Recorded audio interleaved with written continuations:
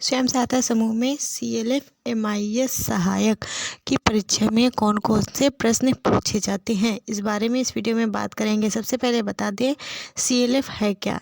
CLF का मतलब होता है क्लस्टर लेवल फेडरेशन, यानी कि संकुल स्तरीय संघ। ये ग्राम संगठन से बड़ा होता है, यानी कि कई ग्राम संगठन को मिला करके एक CLF का गठन किया जाता है। ठीक है, अब इसी में आपको MIS सहायक की भर्ती आती है, और जो कि अभी आई भी हुई थी, और महिलाओं का परीक्षा वगैरह हो चुका है।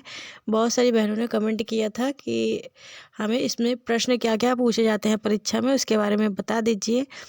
तो इस वीडियो में आपको प्रश्न उत्तर बताएंगे। वैसे आपको बताएं, अगर एग्जाम पेपर जो होता है उसमें लगभग 20 से 25 प्रश्न ही पूछे जाते हैं, जिसमें आपको लगभग 20 प्रश्न जो है बहुविकल्पी होते हैं। बहुविकल्पी क्या मतलब कि टिक मार्क होगा और ऑप्शन आपको दिया जाएगा, और इसके अलावा आपको 5 करीब क्वेश्चन के आंसर भी देने पड़ते हैं। लगभग ऐसे ही प्रश्न आते हैं। ठीक है, चाहे आप CLF में लेखाकार की परीक्षा दें या MIS सहायक के प्रबंधक की परीक्षा दें, ऐसे ही प्रश्न पूछे जाते हैं। अब इस वीडियो में हम आपको प्रश्न उत्तर ही बता रहे हैं।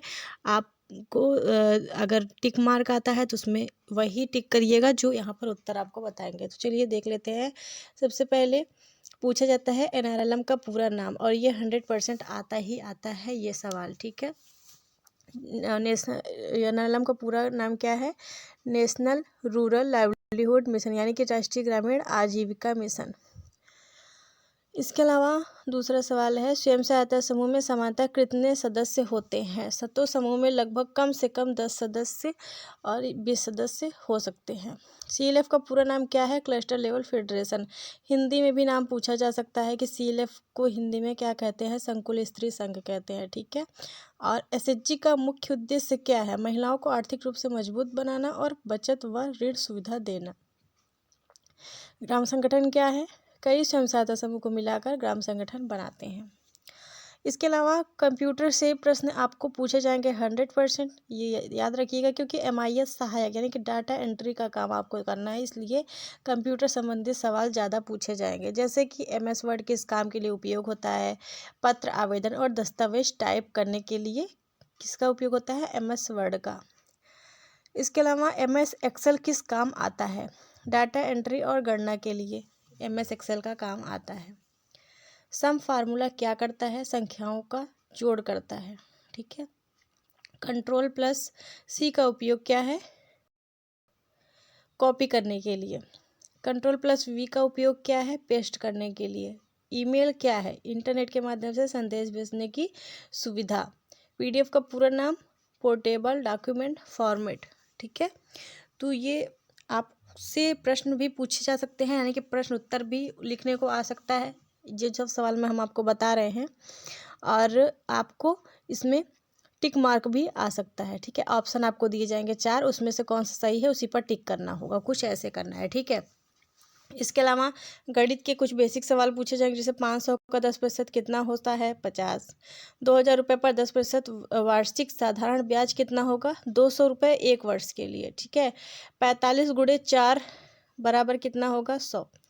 इसके अलावा 1000 का 20% कितना होगा? 200। यानी इसके अलावा आपसे और भी कुछ सवाल पूछे जा सकते हैं, कुछ इसी टाइप में। ठीक है, जो तरीका मैंने आपको बताया है, कुछ इसी तरीके से सवाल पूछे जाएंगे।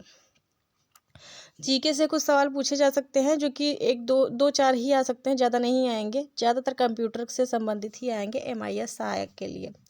भारत का संविधान कब लागू हुआ? 26 जनवरी 1950। भारत की राजधानी क्या है? नई दिल्ली। ग्राम पंचायत का प्रमुख कौन होता है? प्रधान।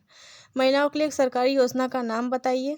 जो भी सरकारी योजनाओं का नाम आपको पता हो, उज्ज्वला योजना, मातृत्व वंदना योजना, लाडली योजना, आपके राज्य के अनुसार। ठीक है, इसके अलावा इंटरव्यू जब होता है इनका, जैसे कि परीक्षा का तो मैंने आपको बता दिया, इंटरव्यू में भी कुछ प्रश्न पूछे जाते हैं, जैसे आप MIS सहायक क्यों बनना चाहती हैं? मुझे कंप्यूटर का ज्ञान है और मैं SHG के डाटा को सही तरीके से संभाल सकती हूँ, यही आपको बोलना है। ठीक है, अब इंटरव्यू में और क्या पूछा जा सकता है? एक्सेल आता है आपसे पूछा जाएगा, तो आपको अगर आता है तो बोलिएगा कि हाँ, मैं सम और एवरेज जैसे फार्मूले लगा सकती हूँ। SHG का क्या काम है? बचत करना, जरूरत पड़ने पर ऋण देना। अगर डाटा गलत अपलोड हो जाए तो क्या करेंगे? तुरंत सुधार करेंगे और सही जानकारी अपलोड करेंगे। ठीक है, यही आपको जवाब देना है। देखिए, इसकी परीक्षा में बहुत ज़्यादा प्रश्न नहीं पूछे जाते हैं, बस मात्र 20 से 25 प्रश्न ही होते हैं, जिसमें टिक मार्क और लगभग 4 से 5 क्वेश्चन के आपको आंसर देने पड़ते हैं। ठीक है, तो कुछ इस प्रकार से है। और MIS सहायक बनने के लिए आपको कंप्यूटर ज्ञान होना बहुत ज़रूरी है, सर्टिफिकेट भी होना चाहिए, अन्यथा जब उस पर डॉक्यूमेंट वेरिफिकेशन होगा तो रिजेक्ट कर दिया जाएगा। इसलिए याद रखें, आपके पास सर्टिफिकेट होना चाहिए MIS सहायक के लिए। यानी कि कौन सा सर्टिफिकेट? कंप्यूटर ज्ञान का, जो भी आपने कोर्स किया हो कंप्यूटर का, उसका सर्टिफिकेट होना चाहिए। इस बात का ध्यान रखें। जानकारी कैसी लगी कमेंट करके बताएं। आगे कौन सी वीडियो देखना है मुझे ये भी बताइएगा, ताकि उस पर वीडियो ला सके। Thank you.